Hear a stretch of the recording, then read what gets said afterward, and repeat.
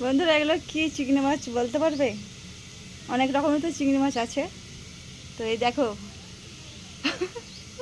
পুরো ঝোলানো যাচ্ছে ধরে। এইগুলো বিক্রি হবে আজকে।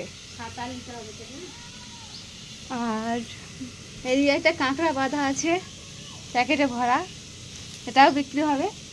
দেখা যাক কত দাম হবে। ভরে দাও মা ব্যাগে। আর এইদিকে মাছ কাটা চলছে আমাদের। বড় বড় পুঁটি মাছ ধরেছে, জাপানি পুঁটি। আর এই যে এক রকমের চিংড়ি। দেখো তো ডাক্তার ডাক্তার আসে না। আর এইদিকে রান্না বান্না চলছে।